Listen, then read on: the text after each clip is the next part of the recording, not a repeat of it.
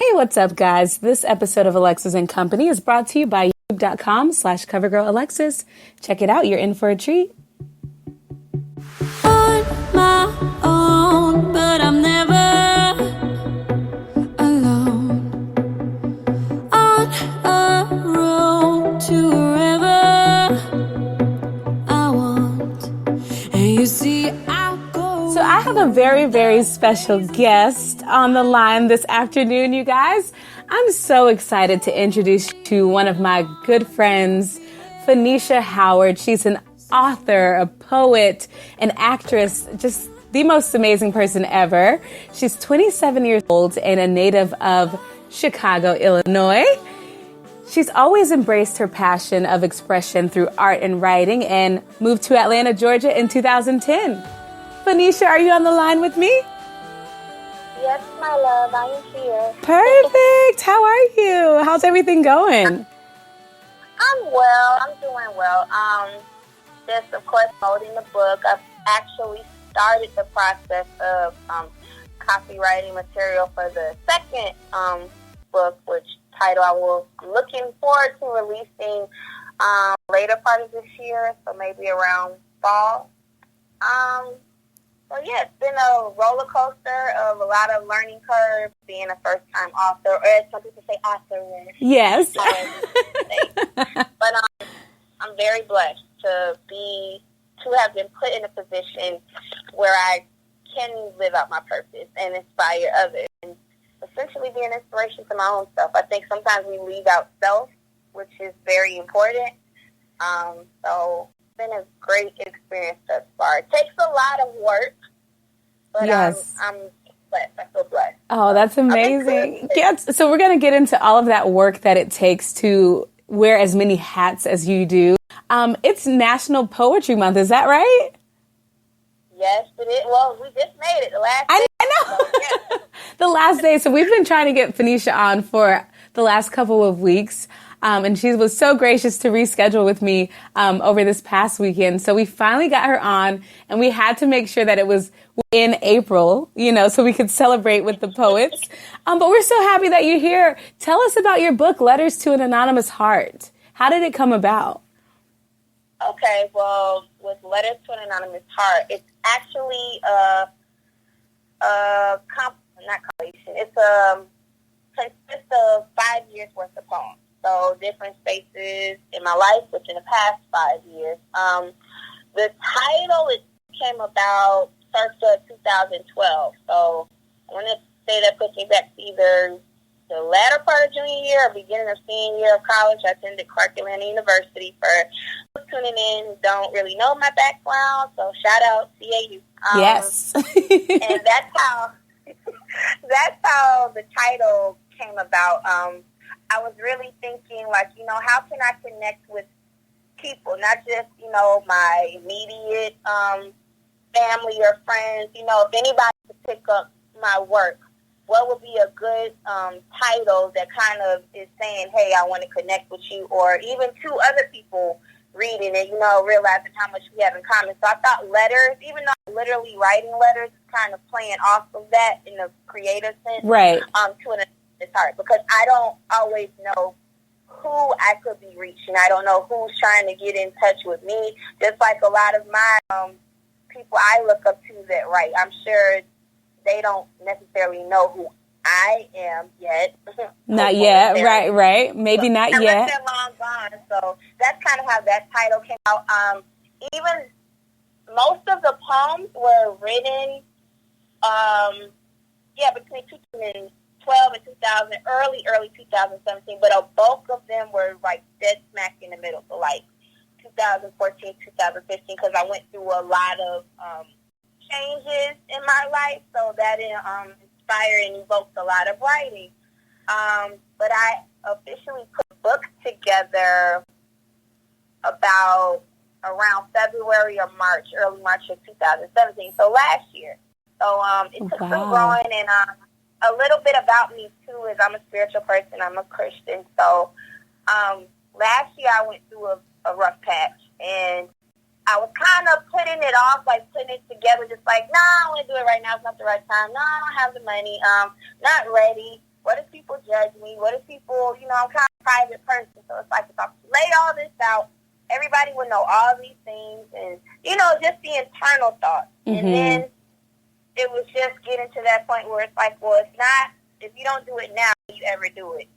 You always talk about you want to be, so you want to put things out good in the world for people to see. You feel like you're doing your duty for being here on earth, but you won't even share this. And, sometimes you have to show your scars so that people can believe it's healing. Not that every poem is, mellow, dramatic, or, sad, but still all in all, it's telling about a lot of my personal experiences or those connected to me. So, sometimes I feel like I'm being the voice for the stories of the people that can't say stuff or don't want to. So it was in that point where I was thinking too of, and I can't remember the exact scripture, but I know it's in 2 Corinthians, and I want to say it's 2 Corinthians 12:9, where, it says, my grace is sufficient for you, for my power is perfected in weakness. And it's just so awesome how I felt like God was using me in a space where in my human mortal form, I just couldn't be used. And that was when, in the midst of me not having money and things moving around and having to rotate people walking away from me, is where he was like, I'm going to see you in this moment. I'm going to show you how mighty I am and work through you in this space where you don't even see it possible. So that too was kind of like, all right, put it out, just do it. And it was literally like when I did the stuff, it was like, do it, click it, don't look at it. Yep. And and it got published in late April, but I didn't release it to the public until my anniversary, May 5th, Cinco de Mayo. That's amazing. I talked about it to like the general public. I kind of sent out a text maybe a week before, like, hey, something big come up. So I wanted to do it that way because life is kind of unpredictable. You don't always know what's coming up. So I kind of just wanted to throw it out there. And when I tell you, Alexis, support, people were buying books. I can't always see who per se buys it, but I would check the numbers, and that was just awesome because I didn't know how anything was going to happen. But in my head, I had to go with the mentality like, even if you reach 5 people, that was your purpose. Don't look at it as numbers. Look at it as purpose. Definitely. That's amazing. So this podcast is all about dreamers and helping people in different creative spaces like move to the next dimension of their life. Like every small step counts as progress. So I'm so happy that we have you on right now. We're going to jump into more of Phenicia's creative process and everything that you guys are dying to know about what it took to create this book. And we're going to talk about her poetic influences when we come back. Stay tuned. It's going to be good.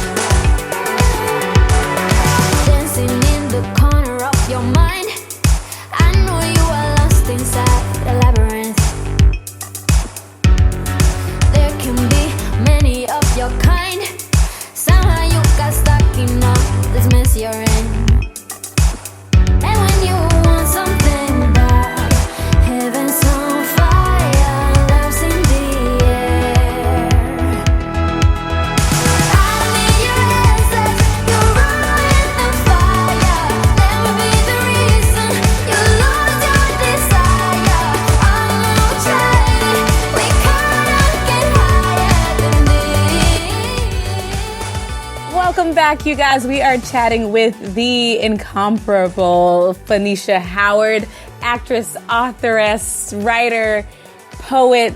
She's so phenomenal on so many levels. I was talking to her during the break and just letting her know how inspirational she really is. And it's an honor to have you. You still with me, my love?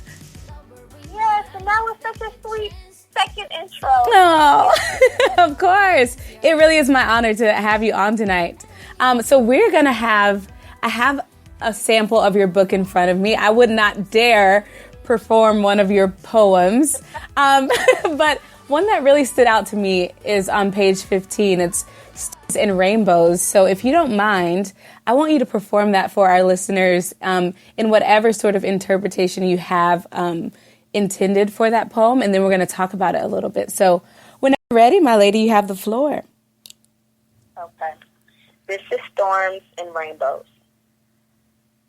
Today I almost lost my power. Today I almost lost my hope. Today I lost my patience. Today I almost lost, but I didn't. I reclaimed it in every tear I cried. To cry isn't to lose, but to gain. Even the sky cries sometimes, and that's how things grow. Oh my gosh, I just cannot even handle that. Like, I wish I could clap loud enough for the listeners to hear me.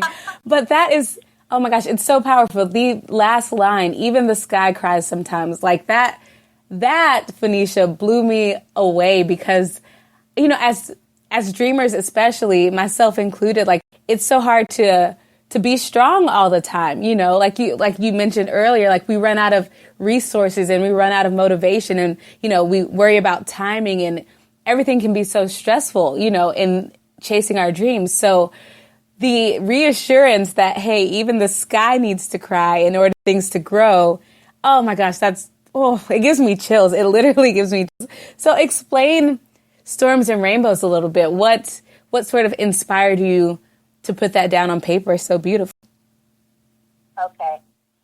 So this is actually going to sound so off to the side, but it has to do with the poem. The first line of the poem, right, is today I almost lost my power.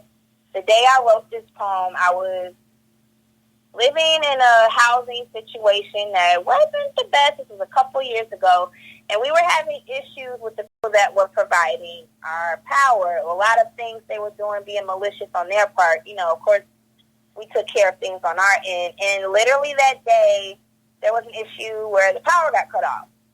So I'm frustrated. This was like the straw that broke the camel's back. Right. You know, there were other things up to it, and so I was just like, I called my mom crying, like, I'm sorry, I can't, you know, all of that whole nine. Mm-hmm. And she's like, Denisha, just breathe. Things are going to work itself out. They always do. Just, you know, just reassuring me. Yeah. And as I'm, like, crying, like, literally I'm sitting in my car and I see someone come up to the house and they're, like, fiddling around on the side. I'm like, what is he doing? You know.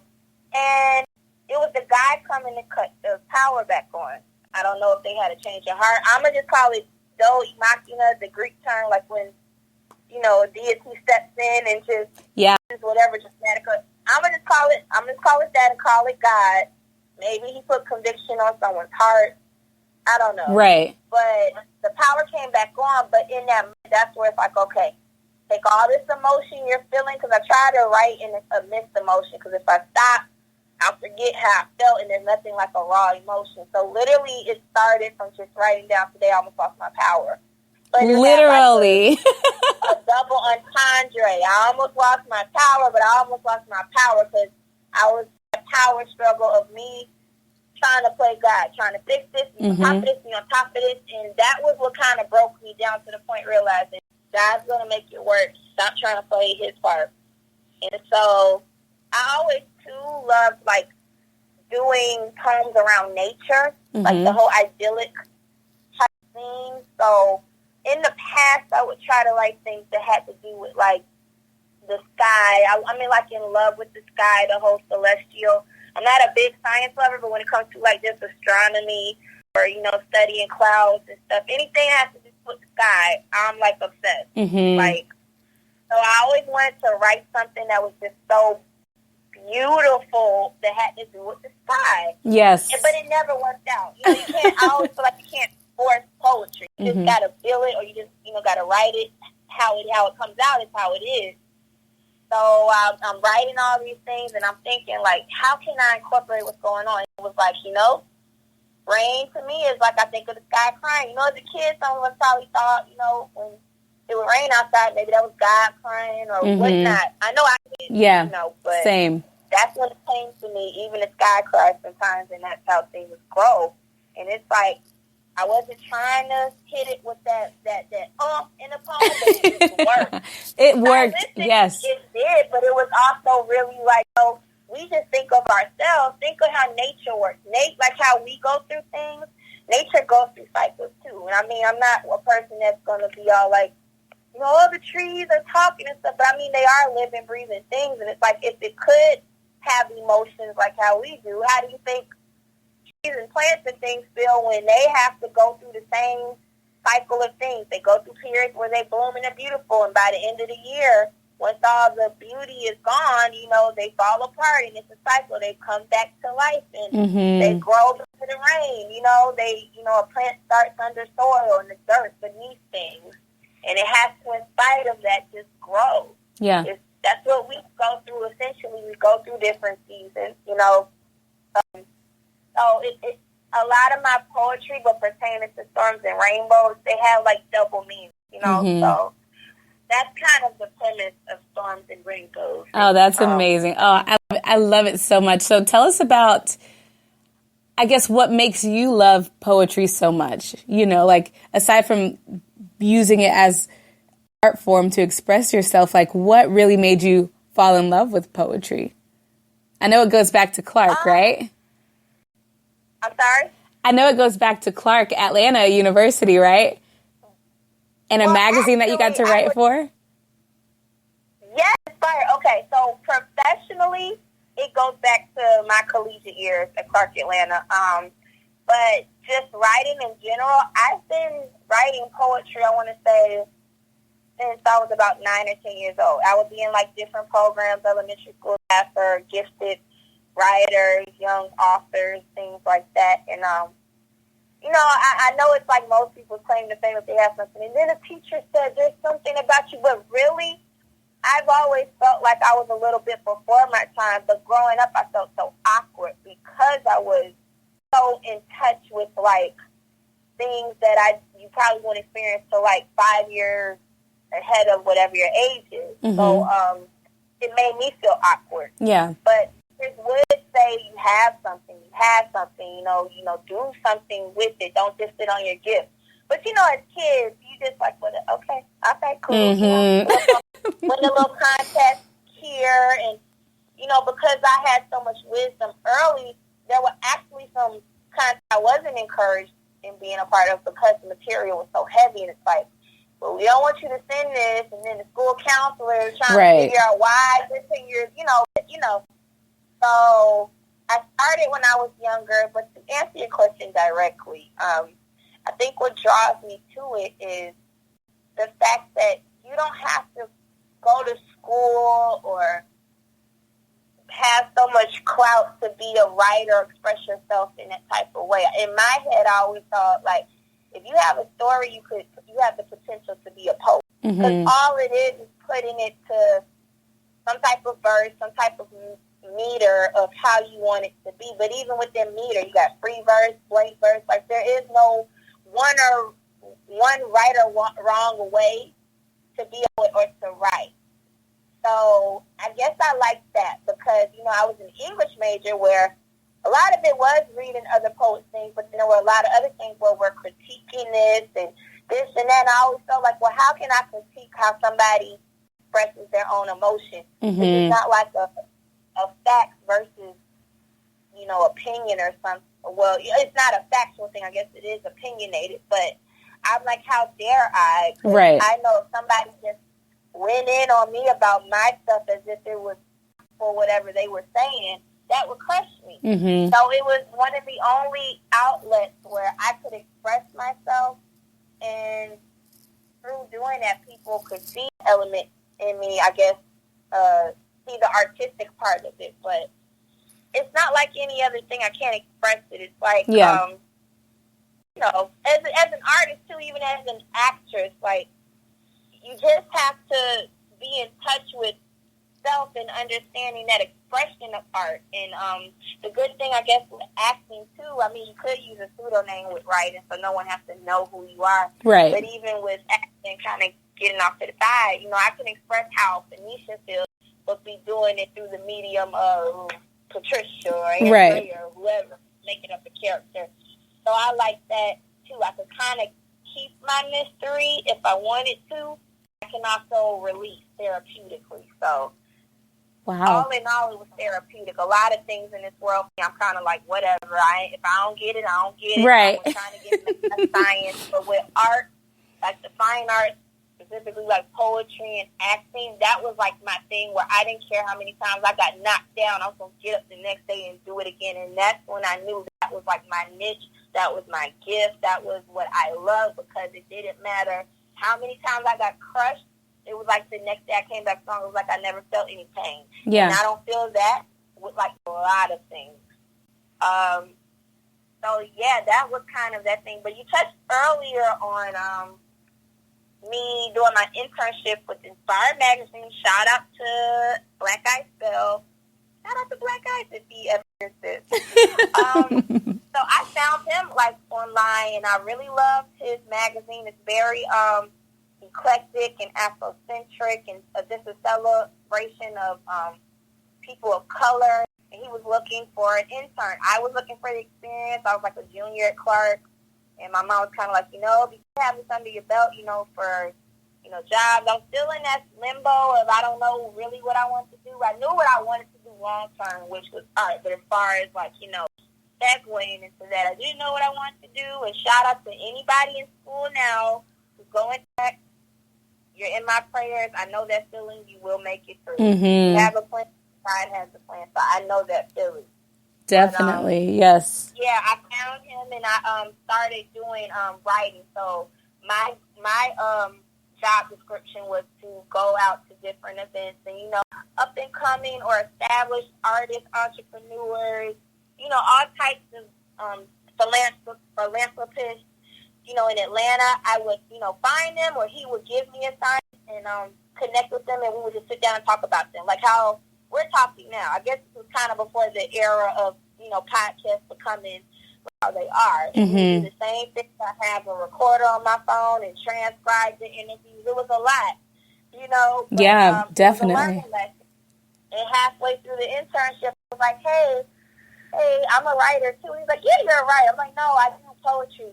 So I started my work in the magazine. So I want to say from issue 13 to 18.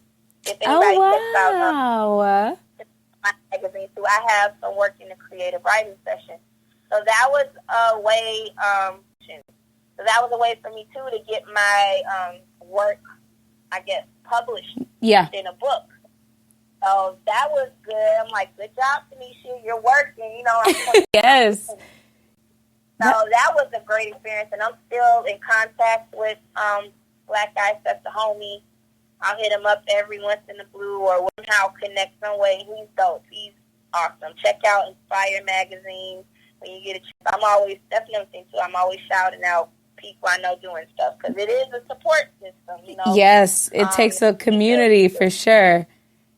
Yeah, and that was pretty much the extent of my poetry on a professional level, like during college, and from elementary school up through college. So, yeah. Wow. Oh my gosh, that's amazing. I'm literally sitting here just like I could listen to you all day. That's so cool just to hear your story. So you talked a little bit about creating characters and portraying characters as an actress as well as a poet. So what is the writing process for you? How does it differ?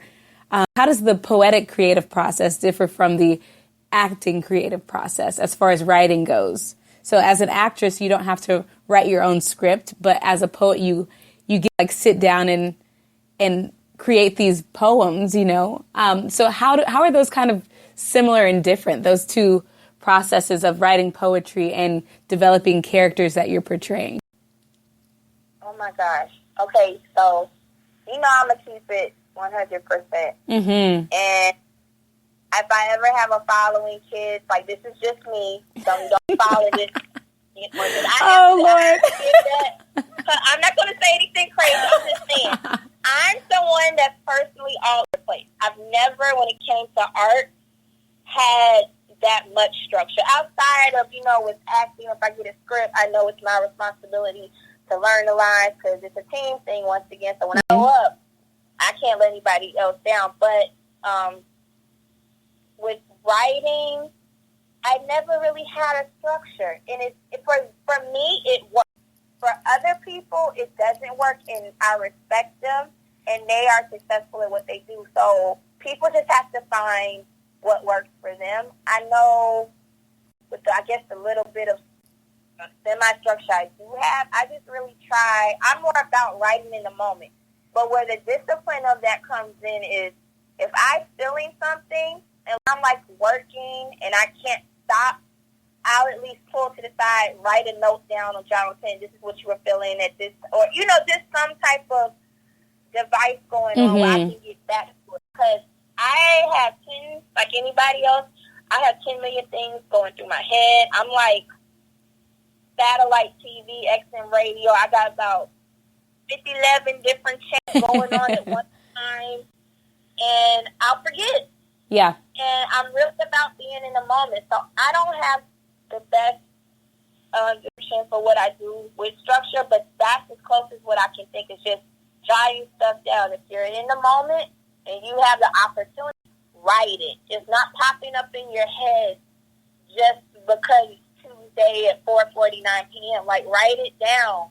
Like, I just feel like God talks to people, if they're in tune with what he's saying, he talks to people in different ways. Me, it's literally like that in a second, like this. This is coming to your head. Or just emotion. Because you can always refer back to how you felt by what you see. Like, when I was reading Storms and Rainbows, I'm reliving how upset and frustrated and disappointed with self I was, or even upset with God I was. Like, I can feel that again. So, I guess, too, like you said, how does it differ? With acting, when you do, like, character analysis and things like that, you have to really understand who the character is. And sometimes you may be given a cold reading. You don't have time. They don't literally give you background. You have to kind of pull from what you have and create a story. And even within a short amount of time, there has to be that discipline to or sit down or stand there and recognize, okay, from what I'm given, this is probably what space he or she was in. This is kind of the setting of it. What do I want from the other character? And, you have to give that. So it takes a little bit more thought process. Whereas with writing, I do think about it in terms of, like, style. Because, you're always your hardest critic. So when I think of myself, I'm thinking, nah, that's not going to work if I write it that way. So I'm like the queen going back, because I use Google Docs when I do my initial draft of things, because it's so convenient. Oh my gosh, you can just click Google Docs on your phone. So I'm the queen of, like, going back. I'll let a poem sit for a whole month and be like, nah, I ain't like this line. After 30 days, I decided I don't like this line. Yeah. That's the beauty of it, though. And then it saves everything. Even if I want to go, wait, no, I take that back up, I can go back to the little back arrow and it'll put it back. So I will say with in that sense, I do kind of prep, like, style, and I'm getting more comfortable with not being caught up in punctuation, because it's that English major thing going on where you have to learn structure and things. That's another beauty in poetry. I don't have to follow. I don't have to put a comma in it. It could be a comma twice. You can make your own rules. Go by your own rules. Yeah, especially when I see some of the poets I love write things, and I'm like, oh, they just did whatever they wanted. They good old poetry, so I'm going to do that. Yes. Sometimes that makes for the most beautiful art, A lot of times. I love the creative spaces that we can sort of thrive in, mainly because there are no rules. You know what I mean? You can literally do what you want. Like you said, you don't have to follow grammar rules. Some of your favorite poets don't even care about certain things. Like, it's all part of the fun, in my opinion. We'll be right back with more with Miss Phoenicia Howard. We're going to play a game when we get back, and she's going to tell you all about purchasing her book and where you can find it. And then she's going to leave you all with a little bit of inspiration for our wow moment. We'll be right back.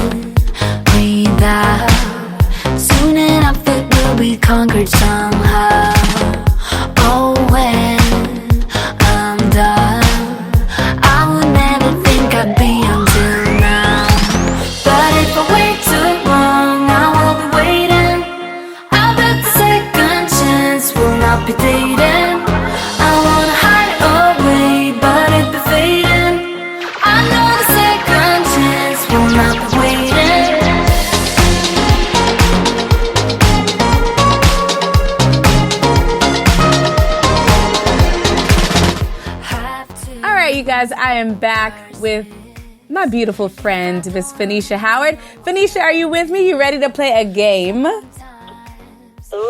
I think so. It's going to be good. I don't know. Yes, you got this. It's not going to be anything outlandish, is it? No. Nothing outlandish. I know you.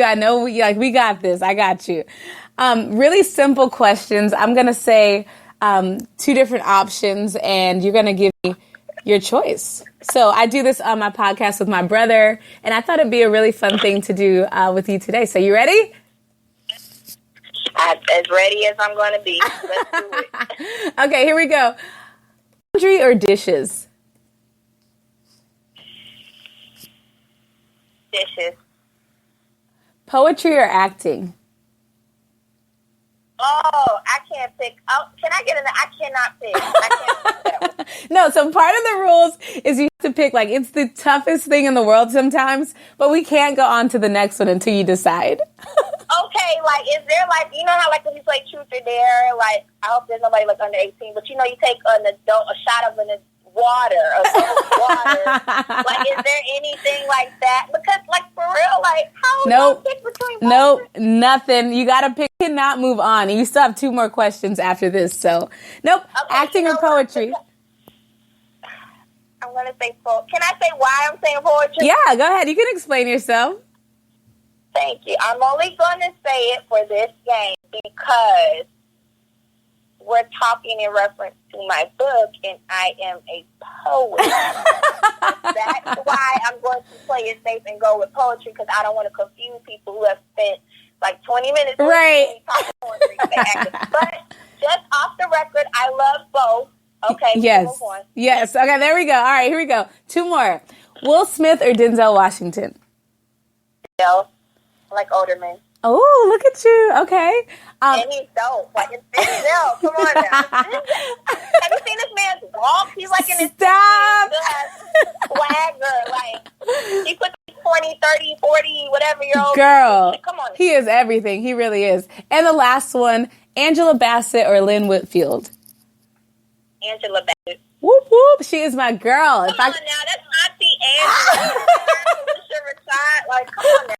Come on. You're crazy. I love it. So okay. no disrespect to Lynn Whitfield, because she is an awesome actress as well. Oh, so my goodness. No disrespect. Yeah, so. she's phenomenal. Definitely. I agree on, I think 2. I would go with acting, and I would go with Will Smith. Just because he's my favorite actor of all time, but that's just me, whatever. Oh my God. Okay, I'm not going to lie. When I was like 8 or 9, I had the biggest crush on him, and this was around the time where Wild Wild West came out with the total flop. Yes, I did, and my mom like, so this is what you like, because it was literally around the time where he did like one of his not so well, you know. But I was in love with him. Like, my mom was like, so you have a thing for older men. Like, it was always like Denzel, Will Smith. Yeah. Yeah. Other people I won't name. Same. I always liked older men. And mom was like, okay. She's like, what? If I was 9-year-old Phoenicia, we would be on the same. There we go. It makes me feel better. Thank you. It makes me feel much better. All right, my love. So as we're wrapping up here, review our listeners where they can purchase Letters to an Anonymous Heart. Where can they get your book, and how much is it, and where can they find you on social media? Okay, well, you can purchase Letters to an Anonymous Heart on Amazon.com. Just type in Letters to an Anonymous Heart in my name, and the book should populate first. I know Alexis will have, when she posted, a picture of the book, but for those that are just tuning in, it's a picture of a heart. You cannot miss it. A big, beautiful red heart. Yes. So Letters to an Anonymous Heart right up under it on a slant with my name on a slant, and that is my book. If you're local to Atlanta, and you have my contact, and I'll say that too when I do my panhandle, not panhandle, but my Instagram and other social media handles, but you can always contact me that way, and we can set up a time for me to either order them and mail it out to you, or if you want to meet me at any event, or just, we're close enough and you want to meet up with me, we can do it that way. I'm cool the latter part, if you know me, like, personally. Yeah. I'm always like, okay, and you know. My Instagram page for the book is, this is so sad because I don't know it by heart, and I just made it like 2 months ago. It is letters, and those are all undercase letters. The number 2, anonymous heart. So letters, the number 2, anonymous heart, all lowercase. That's the Instagram page for the book. My personal Instagram page is, I'm going to let it out because it's going to sound crazy. It's IM_, so the word I'm, no apostrophe. NOGOLDILOCKS. So I'm _ no Goldilocks. There's a story behind it for another time. If you have any questions on why that name is a totally appropriate story, so it's not anything crazy, but hit me up and you can ask me why is that your name. So yes, I'm _ no Goldilocks is my personal Instagram page. I'm responsible on both. One is just my personal account. Yes. The other one is strictly things pertaining to the book or poetry. Also on Facebook, my book page on Facebook is Letters and Anonymous Heart, spelled out like the book. What other? I didn't even realize I made so many things for the book. That's amazing. That's amazing, though. Like, that's really exciting. Yes, and you can also reach me by email, Fanicia Howard at gmail.com. That's best in Frank, A, N as in Nicholas, I, C as in Charlie, I-A, last name Howard, HOWARD, as in dog, at gmail.com. You can also email straight to the phone. I had another email that was things pertaining to the book, but it kind of like dissolved. I don't know where it went. So okay. Yeah, you can reach me there. That's enough. If that's not enough, that's amazing. I'm working on a website. I'm also working on a website that will kind of make it easier to inquire about me, acting, poetry, whatever other ventures I take on. So stay tuned. That's coming. Yes, and we'll have you back on the show then to talk about your website launch and all of that. That's amazing. So, of course, everything Phoenicia just said is going to be online on our Instagram page, on our website, on YouTube when this goes up as a video on YouTube. So you guys can check the description box. Like, it'll be everywhere. We'll make sure you guys know where to find her. My love, as we wrap up, every time we do an episode, we do something called a wow moment, and it stands for words of wisdom. Like I said, this podcast is for dreamers to sort of come to be inspired and listen to other creative people share their dreams. So I want you to have the wow moment for today, words of wisdom, whatever you want to say to aspiring poets, anybody else in the creative scene. You have the floor. Whatever's on your mind that you want to just leave everybody with, and then we'll wrap it up. I'm trying to do it in a way where I don't run it off too much at the mouth, because you know I'll have. Oh, please. Oh, whatever. Just whatever you want to say. Go ahead. You've got this. A couple of things. Then the first thing is to encourage individuals that really, of course, poetry or writing, but just in life, whatever your passion is, don't compromise yourself and your gifts for other people. That's good. And that may be even outside of a passion, just you as a person. Don't compromise yourself. I have a poem in my book titled "You Are Enough," and the last line is, do not spill over, empty, or dilute yourself for anyone. And I kind of use the metaphor of comparing myself to a glass filled with some type of content, and how people I don't like this, it's too this, it's not enough of that. And I feel too that we feel pressured. Everybody does it, whether we all claim I do, I don't care. We all, I don't know if it's human nature, we all want to be wanted. So sometimes we find ourselves in situations that we may not have tried to be in, but we end up spilling over, emptying ourselves, diluting the true essence of ourselves, so that we don't seem like something is wrong with us, or that we're so different that we're hard to love, or hard to tolerate, or hard to see, or whatever it may be. And one thing I have learned is that the root of who I can't risk compromising myself or my gifts so that someone else will be comfortable and, flourish. Mm-hmm. So that's that. And with that, keep a good support system. Sometimes, too, I realize people don't always have ill intent. Like, I know with, family, because when I was in school, I come from a line of people that went into the field of teaching. You need to do this. You need to do that. You need to be prepared. I don't think it was always because they didn't see my potential in writing. It was because, they cared. They didn't want to see me out here, being a literal starving artist, if you get what I'm saying. Mm-hmm. So I don't want people to start isolating people for the wrong reasons. Some people have good intentions, but they may not always understand your world. Mm-hmm. I didn't come from a family of outside of singers. I didn't come from a family that were deep in the arts.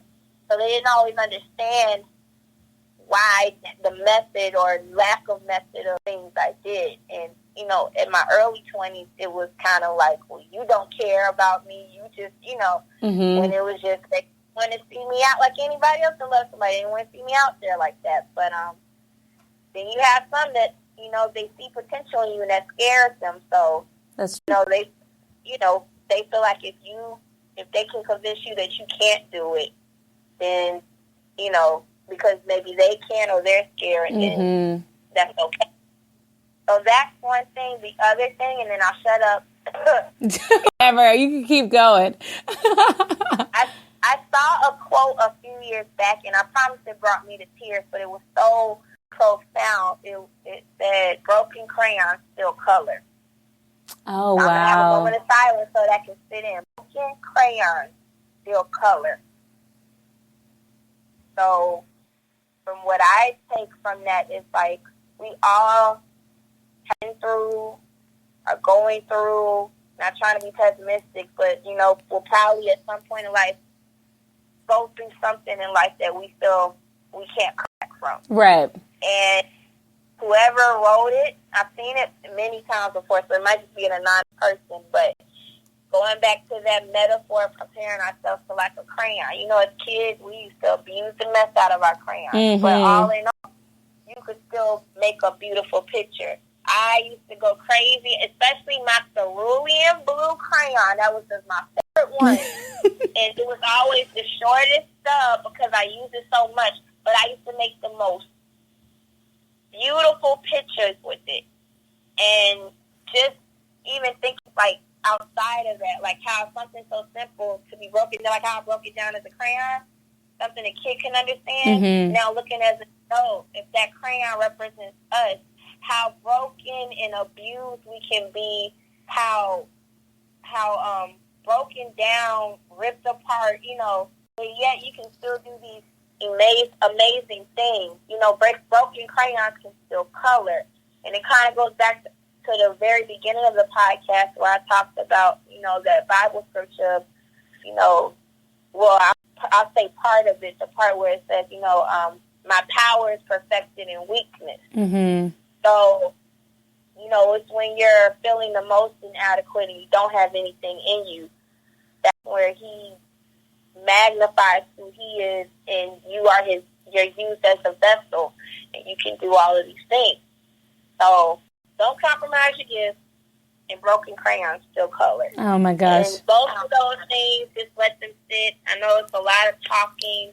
I talk a lot because I read a lot and I observe a lot and I've been through a lot. So forgive me if I'm a bit loquacious. Anybody that has made it this far in the podcast listening, take those two things, let them sink in. Apply it to your life. This is a real experience of life we go through, and it goes back to the title, Letters to an Anonymous Heart. Sometimes you don't know who you're talking to. You don't, in compromising your gifts and going back to that too, you don't know how God has placed you to be a blessing to someone else. So to think, what if I didn't ever talk about my book or the idea of it? Because I was going to sit there forever. I've had book signings, a couple. The second one, it turned into like a therapy/church session.